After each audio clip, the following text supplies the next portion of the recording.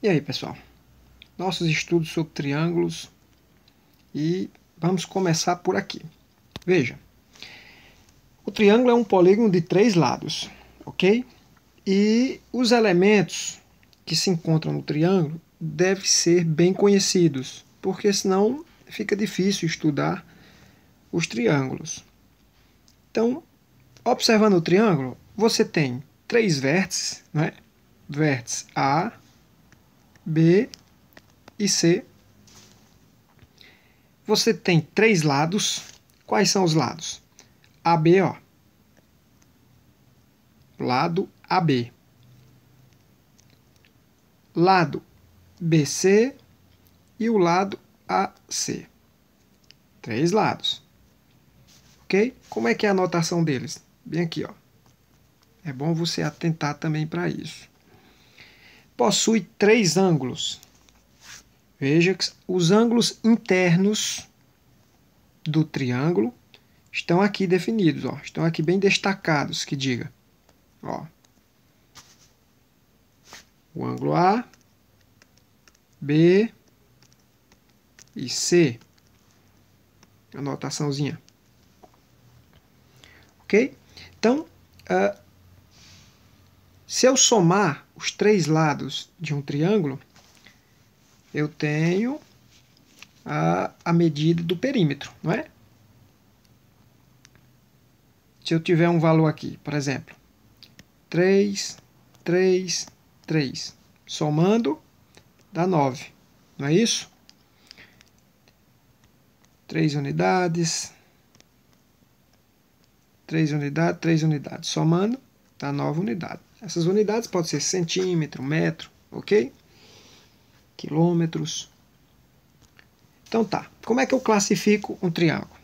Eu posso classificar o triângulo por meio dos seus lados. Observando os lados, eu consigo classificar ele em triângulo equilátero, quando os 3 lados são iguais. Triângulo isósceles, se eu tiver 2 lados iguais. Perceba que esse lado de baixo, a base, é diferente dos outros dois. Ou seja, ele tem a medida diferente dos outros 2 lados. Ok? E se o triângulo for escaleno, os 3 lados têm medidas diferentes. Certo? Então, se eu tiver de classificar um triângulo por meio dos seus lados, eu posso chamá-lo de equilátero, isósceles ou escaleno, de acordo com como esteja os seus lados. Ok?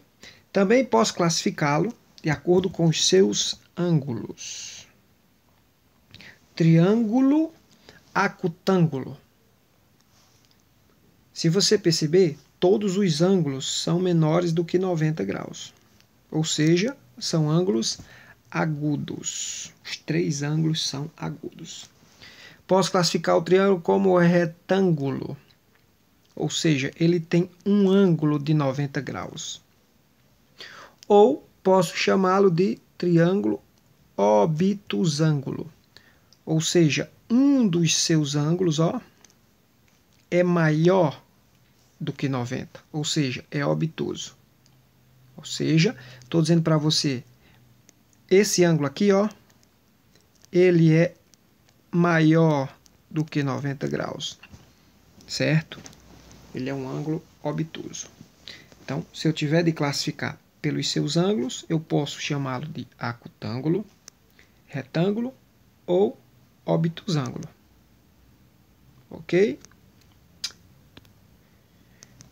Agora vamos para a condição de existência, certo? De um triângulo. Então, um triângulo existe se e somente se a medida de cada um de seus lados for menor que a soma dos outros 2. Veja esse triângulo aqui, ó. Se eu pegar essa medida, A, e somar B mais C, ou seja, essa com essa somada, sempre a soma dessas duas vai ser maior do que essa. Certo? É isso que eu estou te dizendo aqui, ó. Se eu somar esses dois lados, é maior do que esse. Ou seja, esse lado A é menor do que a soma da medida dos outros dois. É isso que eu estou dizendo aqui. Certo? Beleza. Agora, se eu pegar o B, eu vou perceber que a medida dele é menor do que a soma desses dois. Tá aqui, ó. E, em vez de B, em vez de A, se eu pegar C, eu vou perceber que a medida dele é menor do que a soma desses dois. Certo? Essa é a condição de existência para um triângulo. Só é possível gerar um triângulo nessa condição. Vamos dar um exemplo, ok? De quando não é possível formar um triângulo. Veja, digamos que eu tenha 3 varinhas, 3 pedaços de madeira. Um é 3 centímetros, o outro é 6 e o outro é 11. Então, eu tenho que ter aquela condição bem estabelecida para saber se eu posso fazer um triângulo com essas 3 medidas. E aí, eu posso? Será se eu posso? Vejamos. Vou pegar essa medida e ver se é menor do que a soma dessas duas. É 11 centímetros é menor do que a soma da medida das outras duas varinhas, dos outros 2 pedaços de madeira? É ou não? Não. Não é isso? Não.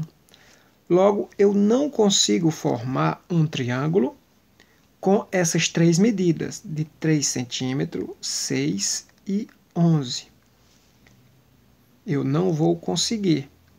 Eu teria que ter um pouco mais de comprimento aqui ou aqui. Ok? Esse era o recado, pessoal. Bons estudos!